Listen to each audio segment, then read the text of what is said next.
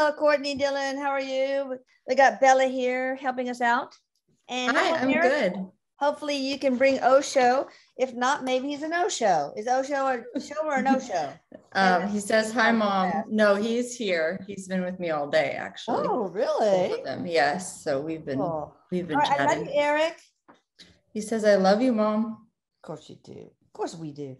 All right. No, I don't know anything about him, although I've heard of his name, and I think he's some sort of public figure, guru or something. But what do you seeing in him, Courtney? At CourtneyDillon.com. Write it down.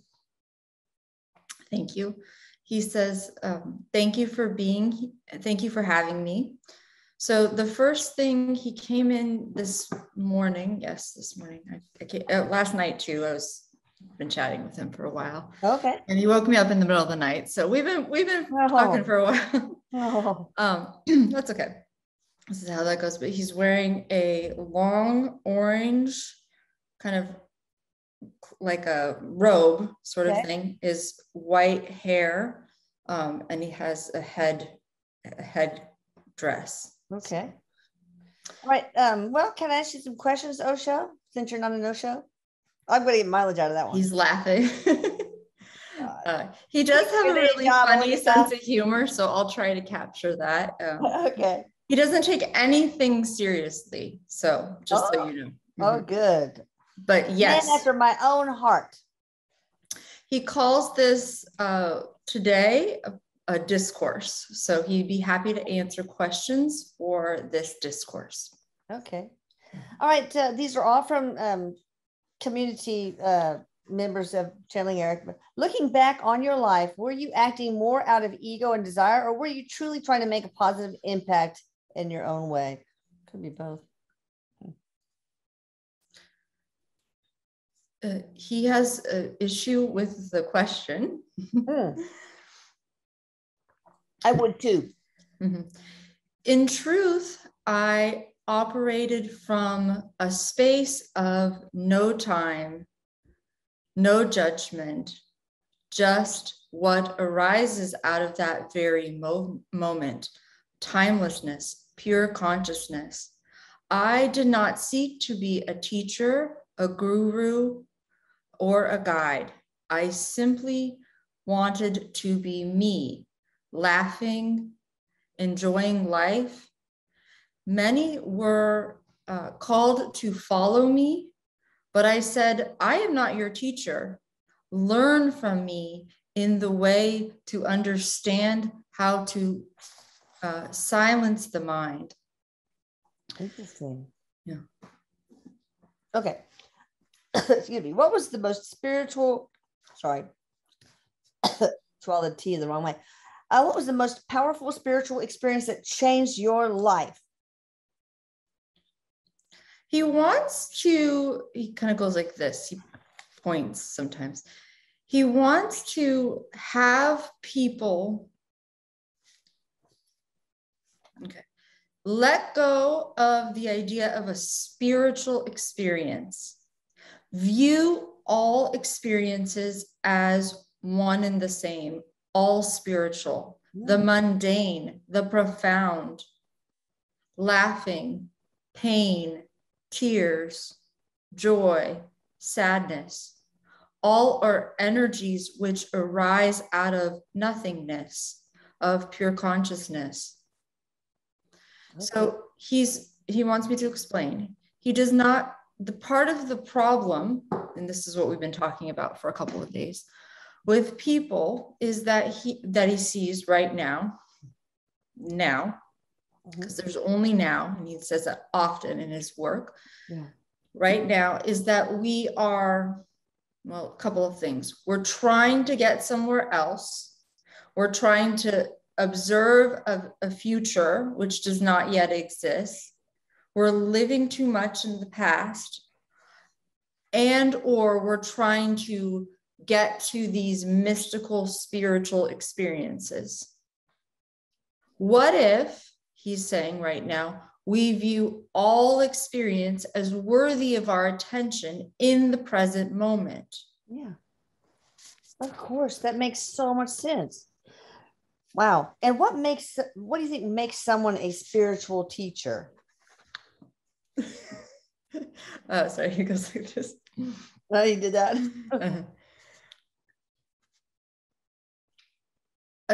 So he said, throw out the notion of spiritual teacher, throw out the notion of guru, find the silence within, find the teacher within.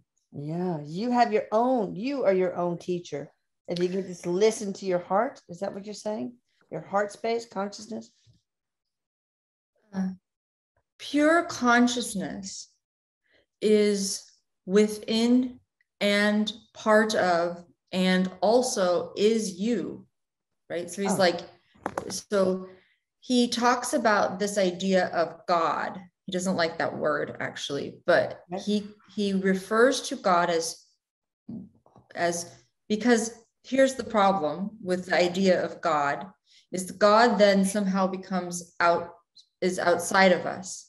Oh yeah. Right. Oh yeah. View God as source within. So the only way you will access yourself, your divinity, your true nature, the silence within, is to become quiet, become still. And from this stillness shall arise, he shows me like a flower blooming. From this stillness shall arise laughter, joy, pain. Let it arise in each moment and then let it go. This is the method back to the heart and back to true awakening, or as some would call enlightenment. Wow, that is so true. I mean, that's the most important thing ever. I mean, one of the worst things that happened to humanity is when others tried to insist that divinity was outside of us, that we had to worship something outside, so that we wouldn't recognize that we are divine through and through. We're all whole and part of God. So in essence, that's what you're saying? And quieten the mind so you can discover that? Realize the mind is nothing but an enemy of sorts. Oh, yeah. When one does not learn to quiet the mind, one can become convinced of its story, of its teaching, of this or that, of some past dwelling, of some future occurrence. Quiet, listen, notice what joy spontaneously arises out of this quiet. So bitch, slap that mind into submission. He goes like this. So why did your commune in Oregon end in unfortunate tragedy? I don't know anything about it, but go ahead.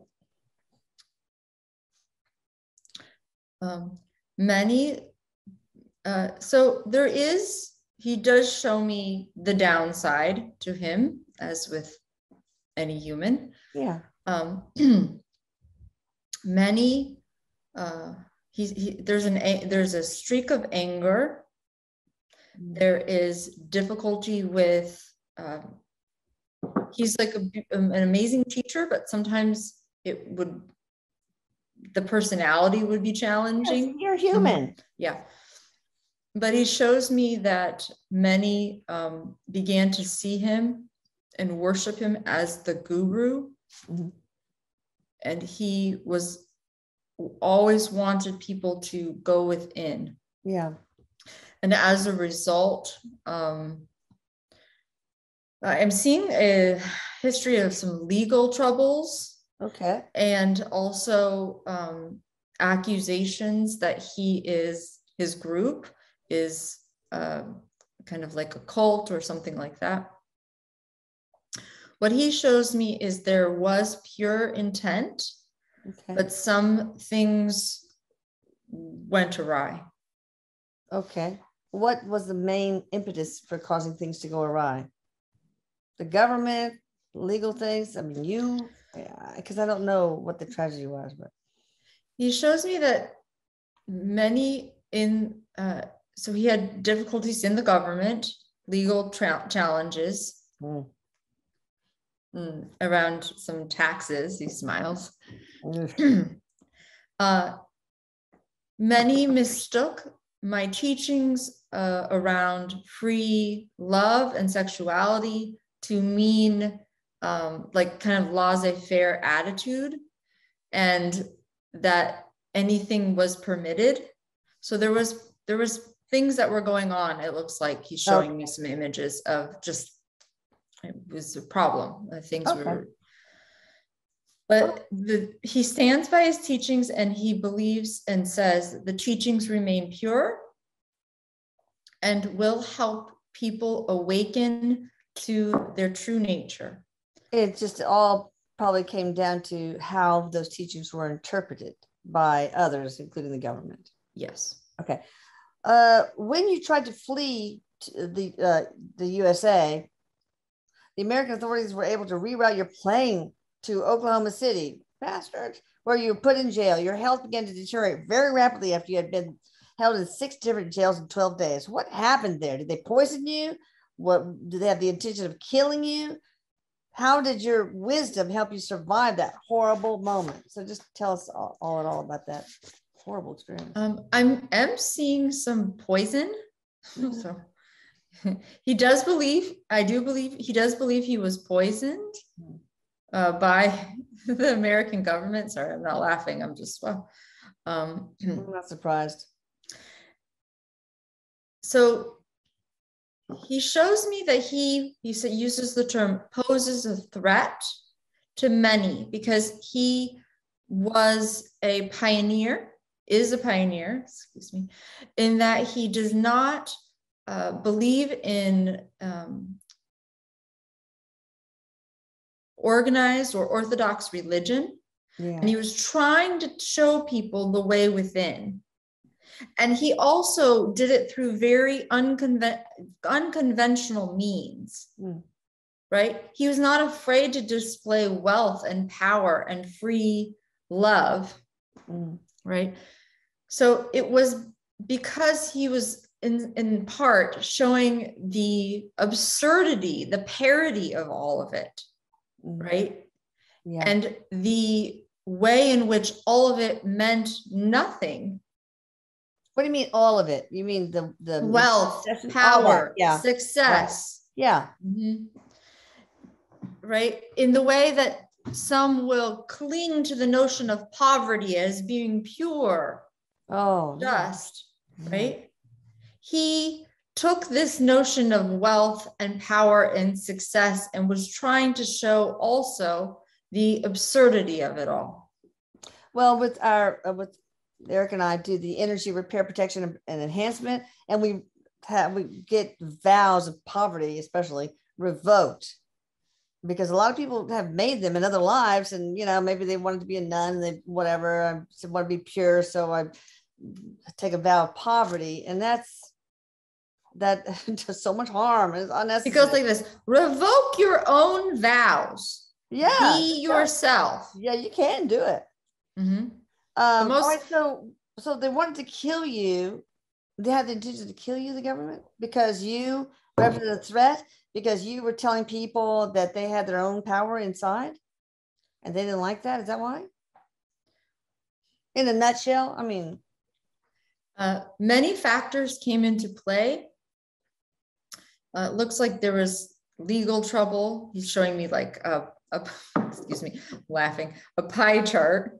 There's legal trouble. There's the fact that he's like a catalyst and awakens people. He's just not, and he will be fine if I say this, it does not appear to be well liked by a large faction of people that are kind of showing targeted. But you could say the US government killed me. From another perspective, I recognize my soul's journey was complete. Oh, okay. From everything you learned, how can we create and sustain better spiritual communities on Earth? We are one big spiritual community. We just have to recognize that we exist as a collective. Observe your own inner awareness and learn to quiet the mind. Yeah. Meditation is the balm. Yeah. From this place, create sustainable community. Come together through one heart. He's showing me to observe when anger arises. When anger arises, to kind of come back to yourself, because many people are very emotionally reactive and angry right now. I mean, yeah, I think we can all agree on that. Myself, some days included. He's laughing. But he wants us to move beyond the superficial layer and come to a deeper understanding of what we truly are. Okay. Which is pure consciousness. Yeah. What was your spiritual contract with Sheila? Sheela. What purpose did she have in your life? And why did things end so horribly when she fled the community? So what's up with that? He shows me a past life. Oh. With Sheila, and that this was the culmination and completion of their spiritual contract. Okay. So she fled the community. And so what happened to the community because she fled? I hear the words, I was not always a nice man. Okay. I was a true teacher. I am a true teacher. And I am pointing the way to the heart, but I wasn't always a nice man. Is that why she fled? Among other reasons. Okay. Now, Sheila has said that at some point you had plans to commit suicide assisted by your personal doctor. I don't know if that's true, but it didn't succeed. If that's true, what were your reasons? What were the reasons behind it? Were you suffering? And why would you want to do that? I see now the error of my ways. This does appear to be true. Oh, okay. I saw life as meaningless. I saw death as meaningless. I see suicide as meaningless, although I'm not suggesting that you or anyone else commit suicide. I simply saw it as a path. But he shows me now that he realizes that some of the original teachings became corrupted. Okay. Mm-hmm. Who corrupted them? Me. Oh, okay. Me. He points to himself. They survive in text. I haven't read any of his books, but he shows me, and I saw that he has many books and discourses. He calls them discourses, but okay. They're books, but they contain the original seed and original teachings, which he values. Okay. And thinks are still valuable for people to read and understand. But some of the ways in which he was living corrupted the community and corrupted himself as an individual. All right, so we'll get to that in the next question. But what was the main corruption in your that developed in your teachings? The belief that I was somewhat untouchable. Okay. Now, this person says, you collected 94 Rolls-Royce cars. You were not afraid of showing off your wealth and desires. Can you explain more about your enjoyment for material things? We touched on that already, but maybe you want to add something in the same vein. It's what we discussed about the corruption. So he goes like this. Notice if a judgment arises about 94 Rolls-Royce cars. Does one? Observe that within yourself. Okay. I simply enjoy a Rolls-Royce car. I believe opulence and wealth are just as valuable of a teaching as poverty and chastity. Why not teach through the mode of opulence and wealth? Because abundance, I mean, scarcity is an illusion. And people hold on to this fact that, well, so-and-so is a billionaire. Why can't he give up all of his money to the poor people? I mean, what do you say about that? Because that is really the way people think in our society. He laughs at the idea of scarcity. Well, how do you explain that to people who are struggling financially, though?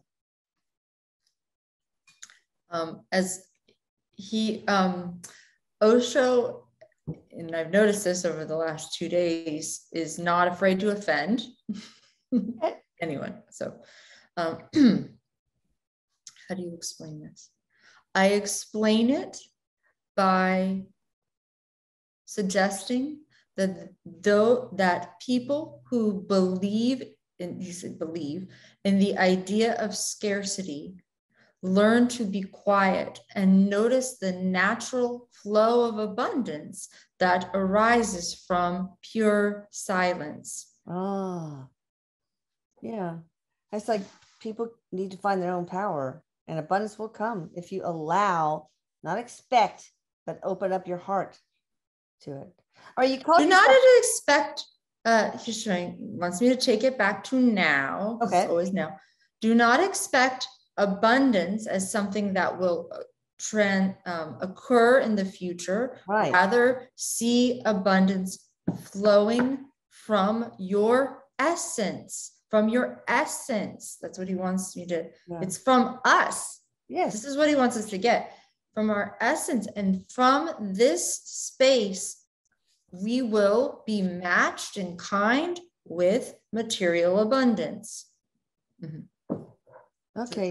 It's almost like he's showing me, learn to quiet, learn to be still, learn to quiet your mind. You will feel all these spontaneous frequencies arise within you. It might take a while. Yeah. He shows me, but from this, you will begin to observe the natural flow of abundance. Notice a river, the natural flow of abundance in a river. Yeah. Yeah. And notice, look at what you do have in abundance.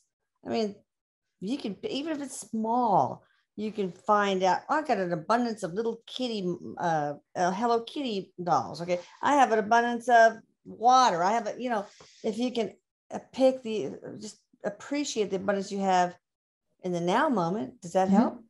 Yes. And he also wants to unpack this idea of scarcity. Okay. So observe scarcity, the concept of scarcity. Yeah.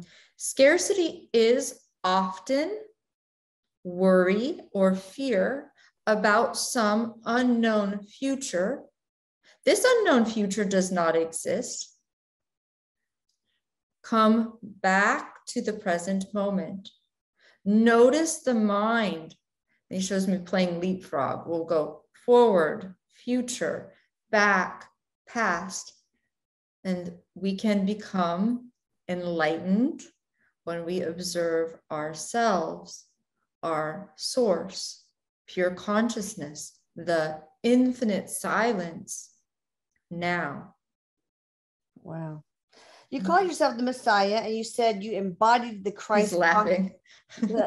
the Christ consciousness. Yet you did not live your life by any of the Christ teaching, or someone who is as evolved as Christ. Will you please tell the truth now? I don't know if that's true. So who is this person to say I did not live or abide by the teaching of Christ? I abide by the Christ within. Wow. So you do feel like you embody Christ consciousness. Is that what it is? The divinity within? Is that kind of like a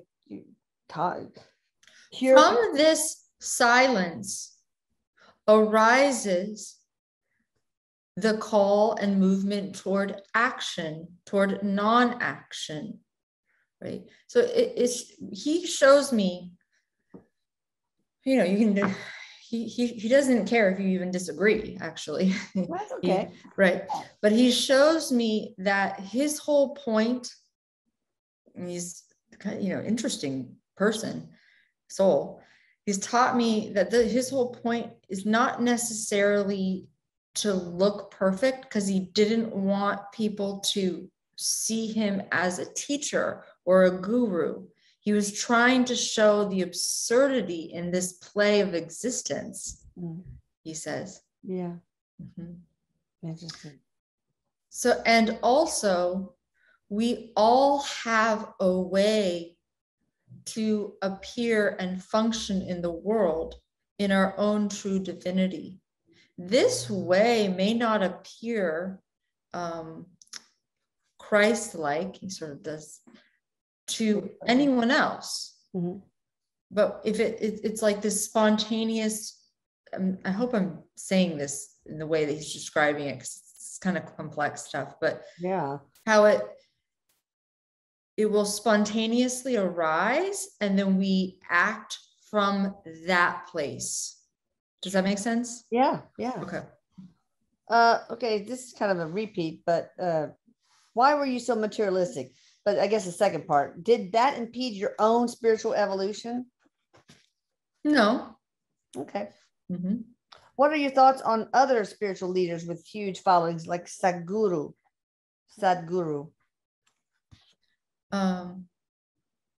He has no opinion on Sadhguru, okay, other than if a teacher, if a guru helps you observe the silence and the divinity within, they are a good teacher. Good.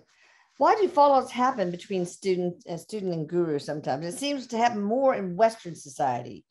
There seemed to be an issue with gurus being placed on pedestals, and the student is still being a bit immature.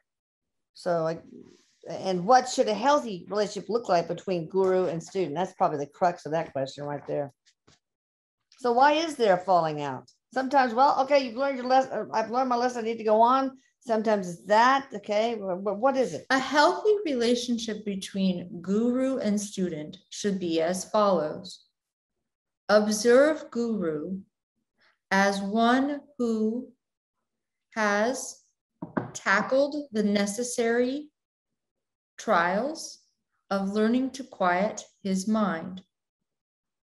Okay, so just wants you to use the guru, the idea of guru, as a way to access your own guru. Oh, so why the falling out occurs? Yeah. The falling out occurs when, even just you're showing me the idea of the pedestal. The falling out occurs when we see God, teacher, guru as somehow more important than the self. He uses the capital S. Oh, well, is it true that it happens more in Western societies? And if so, why? What's the difference between the West and the East as far as that relationship is concerned? The history in the West often places the idea of God as outside of ourself.